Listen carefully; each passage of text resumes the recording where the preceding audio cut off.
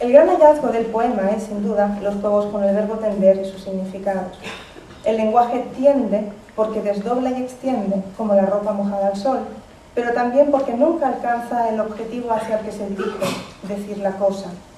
Propende hacia él, lo alarga, nos lo aproxima, pero lo mantiene suspendido en un hilo invisible, tal vez apoyado en dos o más puntos, para que lo crucemos sin lograr tenerlo, como quien tiende un puente o una cuerda que une y separa a la vez. Por último, como a la protagonista en los últimos versos, las palabras pueden echarnos al suelo de un golpe, tumbarnos porque se tienen las ilusiones, pero las trampas o las emboscadas, que nadie se olvide, se tienden. Tanta tendencia a tender tumba, pero tendida leemos al final, porque tendida salimos de la vida y la vida no es más que una tendencia a su reverso, la muerte. Esa constante reubicación en la tendencia perpetua, cuando las cosas no se alcanzan o se saben tan solo o tan mucho como un efecto de la tendencia de las palabras, entonces, cito, las verdades no son, una usted los puntos numerados para hallar la figura del siguiente dibujo. Y estoy citando otros versos del poemario de María Eloy García, concretamente de La ranura, que concluyen, cito, la verdad es que el dibujo es, invéntelo, fin de cita. Y me lo apropio para esta ocasión como un vestido de prêt-à-porter para el cuerpo de mi intervención y les digo, la verdad es que el cuerpo es, inventémoslo. ¿Y qué es? ¿Cómo es un cuerpo? El cuerpo es materia, pero materia en acción, materia actuada que actúa. ¿Cómo separar la bailarina del baile? ¿Cómo distinguir el cuerpo de sus acciones? Pero, por eso mismo, ¿cómo prescindir en la escritura del cuerpo que escribe, del cuerpo que lee, del cuerpo del texto como cuerpo, como corpus? Y cito el diccionario de la RAE, conjunto lo más extenso y ordenado posible de datos o textos científicos, literarios, etc., que pueden servir de base a una investigación. No obstante, la escritora y teórica feminista Bell Hooks, en Yearning, nos invita a pensar de otra manera el lugar de enunciación que es, desde una concepción posmetafísica y poscartesiana de la identidad, el cuerpo en tránsito, ese texto, ese mosaico de citas que nos enfrenta una y otra vez al silencio de lo dicho y de lo que no puede ser dicho, al menos tan fácilmente.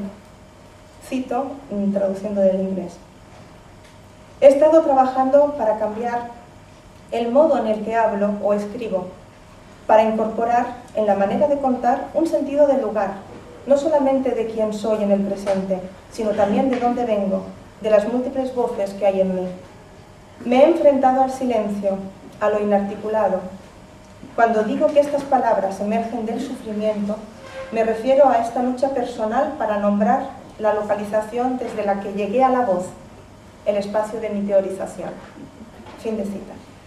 Y siglos atrás, para que vean que esto no es una modernez postestructuralista, Juana de Asbaje daba certera cuenta de su lucha personal con los silencios, para decirlo con Bell Hooks, del modo siguiente. Les cito a Sor Juana. Aquellas cosas que no se pueden decir, es menester decir siquiera que no se pueden decir, para que se entienda que el callar no es no haber que decir, sino no caber en las voces lo mucho que hay que decir. Fin de cita. El cuerpo y la escritura tienen en común ser un lugar de desafío de los silencios. La letra o la carne no son el cuerpo, sino apenas una de sus materias primas, como lo puede ser el discurso médico, que nos maquiniza, nos trocea, nos interviene, nos normaliza, o el discurso jurídico, que nos disciplina y dociliza, nos encarcela y nos aísla, nos castiga, o en el arte en general, o la literatura y la poesía en particular. Tampoco podemos confundir, por tanto, la representación del cuerpo con el cuerpo, porque aunque convengamos que el cuerpo no es otra cosa que sus representaciones, no puede reducirse a ninguna de ellas, como tampoco a un solo y único conocimiento.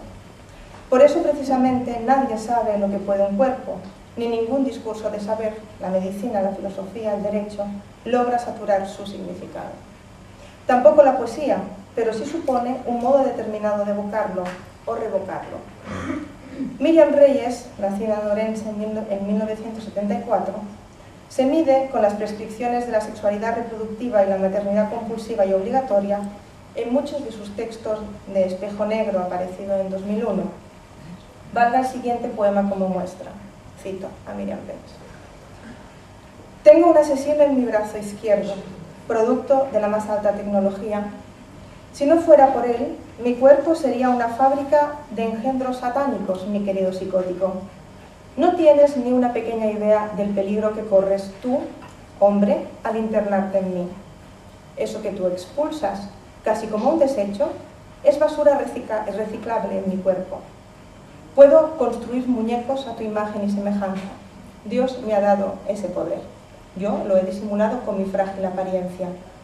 Bastaría con que despidiera a mi asesino a sueldo para tenerte a mi merced, atacado por un ejército de soldaditos de plomo a mi servicio.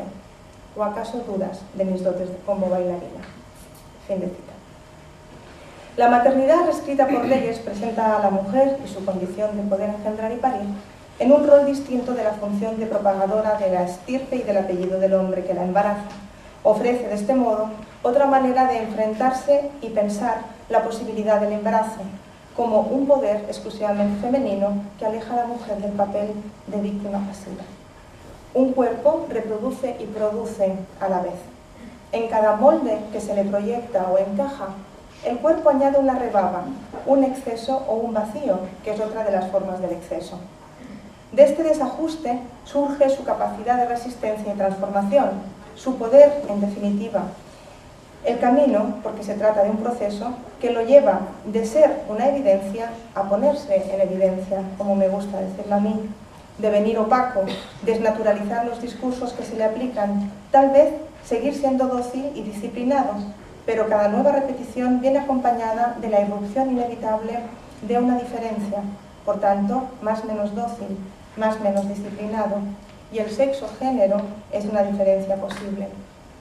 Permítanme que me detenga un poco más dilatadamente en un poema inédito todavía, Si tot va bé, de Mireia Calafell, nacida en Barcelona en 1980, que pertenece a Costuras, libro merecedor del premio Josep María López Picó, que se publicará este año, creo que se otorga el año pasado y se publica el año siguiente.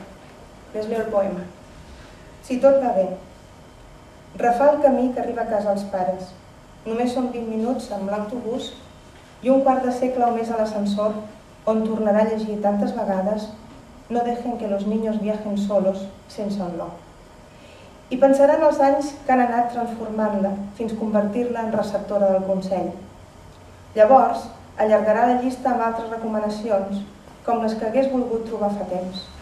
Si tot va bé, pensa, els qui ara són nens esborraran les negacions. Les nenes, com la petita del setè que li recorda a ella, faran present la seva absència amb el traç persistent d'una clau sobre la zona. Obriran portes. Si tot va bé, viatjaran soles.